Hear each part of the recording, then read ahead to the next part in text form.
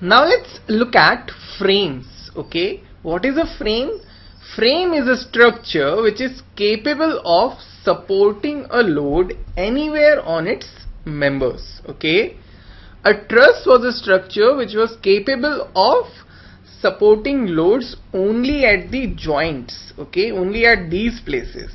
A frame is a structure which is capable of supporting loads anywhere. Okay, it can support load on this member at this place also.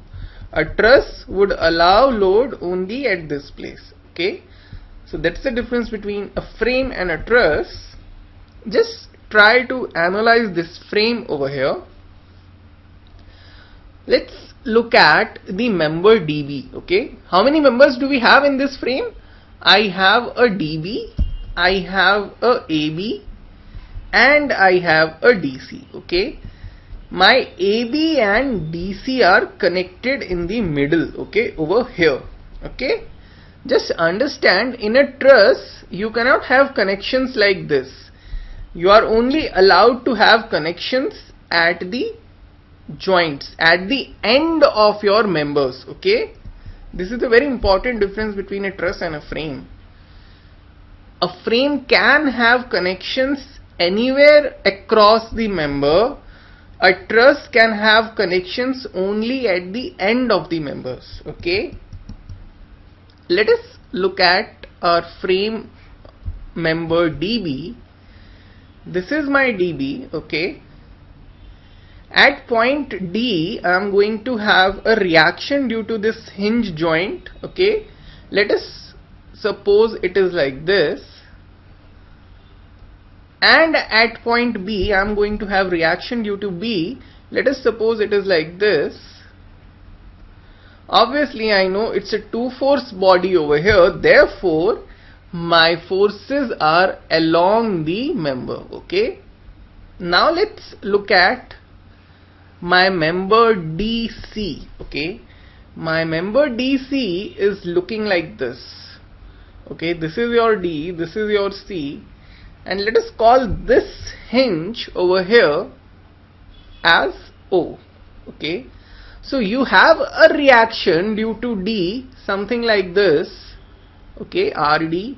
You have a reaction at O, something like this. You have a reaction at C, something like this. Okay, this is a three force body. Okay, so you are not having forces like this, rather you are having three forces acting on this member. Okay, so let us see what happens when I cut this member like this.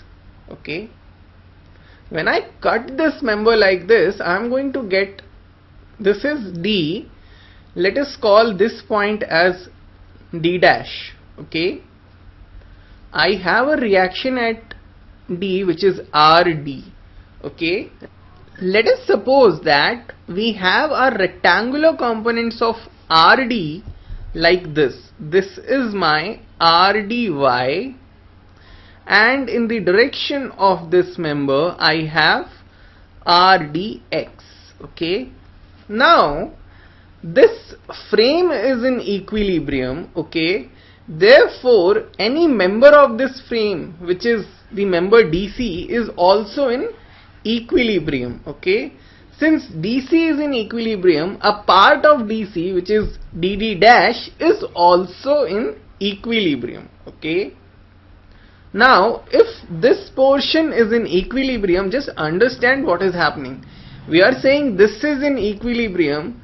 At D there are forces acting like this. Okay, therefore there must be an internal force acting in this direction. Okay, let us call this force as F, which compensates your RDX. Okay, also there must be an internal force acting in this direction which compensates your RDY, right? And let us call this force as V, and you are going to have a moment due to this force, right? Therefore there must be a moment at D which compensates for moment due to